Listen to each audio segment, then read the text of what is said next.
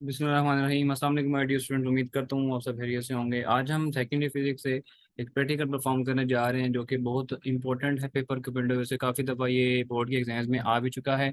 तो उसका नाम है to determine the internal distance of galvanometer by half deflection method, जिसको आप लोग अननोन डिस्टेंस भी कह सकते हैं। बेसिकली हम लोगों ने क्या करना है, गैलोमीटर की इंटरनल डिस्टेंस को फाइंड आउट करना है। ठीक है, किस मेथड के जरिए? हाफ डिफ्लेक्शन मेथड के जरिए।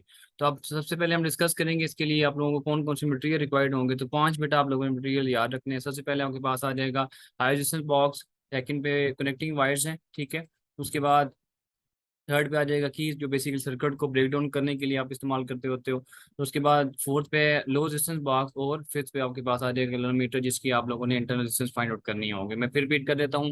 हाई रेजिस्टेंस बॉक्स, ठीक है, लो रेजिस्टेंस बॉक्स, उसके बाद कनेक्टिंग वायर्स, कीज और गैल्वेनोमीटर। तो ये पांच बेटा आपने मटेरियल याद रखने हैं। अब हम बाकायदा इस प्रैक्टिकल को परफॉर्म करते हैं। तो बढ़ते हैं प्रैक्टिकल की तरफ। जी तो बेटा कनेक्शन की तरफ बढ़ते हैं। तो सबसे पहले आप लोगों ने क्या करना है कि हाई रेजिस्टेंस बॉक्स, ठीक है, हाई रेजिस्टेंस बॉक्स का ये वाला टर्मिनल आपने बैटरी के नेगेटिव टर्मिनल से कनेक्ट करना है, ठीक है। ये वाला टर्मिनल जो है किलोमीटर की आप नेगेटिव टर्मिनल से क्या कर देना है, कनेक्ट कर देना है, ठीक है। उसके बाद जो बैटरी के पावर टर्मिनल हैं वो आपने की के साथ, ठीक है, और इसके की का दूसरा टर्मिनल है वो आपने गैलोमीटर के पॉइंट टर्मिनल से क्या कर देना है, प्रोडक्ट कर देना है। इसके बाद जो लो रेजिस्टेंस बॉक्स है जिसको शंट रेजिस्टेंस बॉक्स भी कहा जाता है, इसका ये वाला एंड आप लोगों ने बैटरी इसके किलोमीटर के नेगेटिव टर्मिनल से, और ये वाला जो एंड है ये वाला आपने की के इस टर्मिनल से कनेक्ट कर देना है, ठीक है। और दूसरे टर्मिनल को बेटा आपने गैलोमीटर के पॉइंट टर्मिनल से क्या कर देना है, कनेक्ट कर देना है, ठीक है। ये आपका बेटा जो है वो कनेक्शन है। अब इसके हम बढ़ते हैं परफॉर्मेंस की तरफ। तो सबसे पहले अगर आप गैलोमीटर के ऊपर देखें, ठीक है, तो आपके पास जो रीडिंग है वो 30 से ऊपर जा रही है। आपने इसको रीडिंग को 30 पे लेके आना है। 30 पे कैसे लेके आएंगे? By using Ohm law. हम लोगों ने पढ़ा है रेजिस्टेंस आप लोग प्रोवाइड करेंगे तो करंट कम हो जाएगा। और सबसे पहले मैं नॉब निकालता हूँ 5000 की। तो 5000 की आप लोगों ने नॉब निकालनी है। तो आपने ये देखना है कि 5000 के ऊपर उसकी डिफ्लेक्शन अभी वहीं की वहीं है।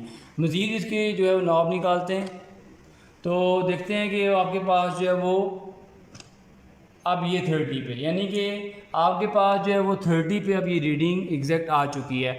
अब इसके ऊपर देखें तो नॉब मैंने रिमूव की हुई है ना, ठीक है, यानी कि 5000, 2000 और 1000, टोटल 8000 आपके पास बेटा रीडिंग आ जाएगी। जो नॉब आप रिमूव करेंगे वहीं आप सर्किट को रेजिस्टेंस जो है वो ऐड करवा रहे होंगे। अब इसके बाद जो नेक्स्ट काम है वो आप लोगों ने इस की को यूज़ करना है। पहले आपने इस की का इस्तेमाल किया था, अब इस की को आप लोग यूज़ करेंगे। इस की को आप लोगों ने क्या करना है, यहाँ पे इन करना है, ठीक है। जो ही इन करेंगे तो आपके पास जो गैलोमीटर है वो 0 पे चला जाएगा, ठीक है। अब 0 पे चला गया तो अब आपने क्या करना है, अब आपने क्योंकि 30 पे रीडिंग थी पहले हम लोगों ने जो नोट की थी, 8000 डिस्टेंस थी और थीटा जो था ना बेटा वो आपके पास 30 था, ठीक है। तो अब आपने 30 का मतलब हाफ करना है। 30 का हाफ क्या होगा, 15 होगा। अब आपने शंट रेजिस्टेंस बॉक्स का यूज़ करना है, इस बॉक्स को, और इस बॉक्स में आपने नॉब निकालनी है। और नॉब निकालते हुए इस बात का ख्याल रखना है कि ये जो आपके पास नीडल है ये आपके पास 15 तक जानी चाहिए। अब क्या करेंगे आप लोग, इधर से आप लोगों ने 20 की निकालता हूँ मैं, ठीक है। 20 की निकाल दी मैंने तो देखिए आपके पास डिस्टेंस उसकी जो है वो राउंड अबाउट 5 आ रही है। अब मैं क्या करता हूँ, यहाँ से 20 की मज़ीद ऐड करता हूँ तो उसमें देखें तो कोई 15 नहीं आ रही। अब आगे क्योंकि 100 है तो मैं ऐसा करता हूँ कि 50 और 20 की वापस ऐड कर देता हूँ और 100 की मैं निकाल लेता हूँ। अब जो ही मैं 100 की निकालूंगा तो आप देखें एग्जैक्ट वो 15 पे नीडल चलेगी। इसका मतलब जो रेजिस्टेंस बेटा आप लोगों ने शंट रेजिस्टेंस से ऐड की ना वो कितनी थी, वो आपके पास 100 आ गई, ठीक है। ये फर्स्ट रीडिंग आपकी आ गई।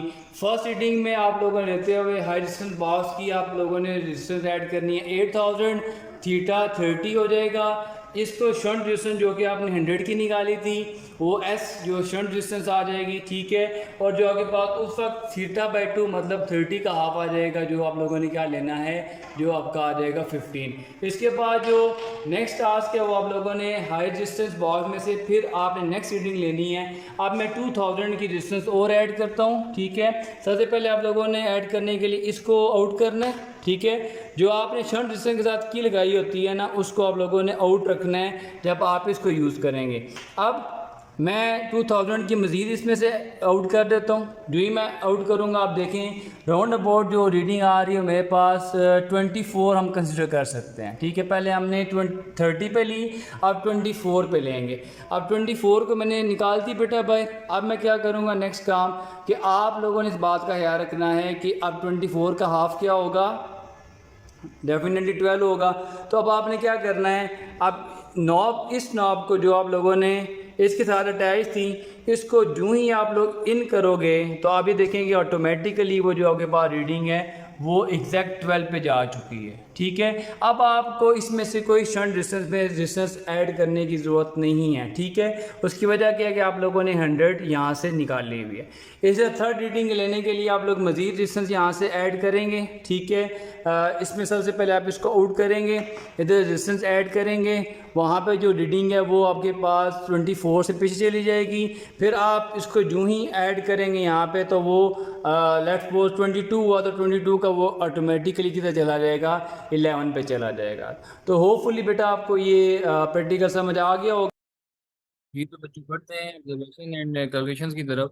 तो सबसे पहले आप लोगों ने ये जो है वो टेबल ड्रॉ करना है। ठीक है, तो जीरो रीडिंग ऑफ किलोमीटर आपने सबसे पहले उसकी जीरो रीडिंग नोट करनी है कि उसके अंदर क्या कोई एरर मौजूद है या नहीं। तो यहाँ पे कुछ भी नहीं था, तो आप लोग 0.00 सेंटीमीटर लिख सकते हैं। ठीक है, जो या जीरो भी लिख सकते हैं।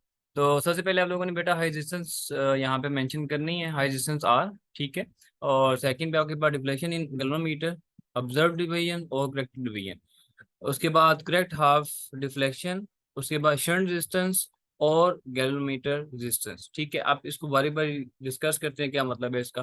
तो सबसे पहले आप लोगों ने बेटा रीडिंग ली थी, वो हाई रेजिस्टेंस बॉक्स से आप लोगों ने 8000 की नॉब निकाली थी, तो पहली रीडिंग आपके पास 8000 आ जाएगी। तो उसके बाद डिफ्लेक्शन इन गैल्वेनोमीटर आपके पास जो है थी वो 30 थी, क्योंकि हमारे गैल्वेनोमीटर के अंदर कोई किसी तरह का एरर नहीं था, तो हम लोग करेक्टेड डिवीजन को भी क्या लिख देंगे, वहाँ पे 30 ही लिख देंगे। ठीक है, तो उसके बाद करेक्ट हाफ डिफ्लेक्शन, तो आपके पास 30 का हाफ क्या था, 15 आ जाएगा।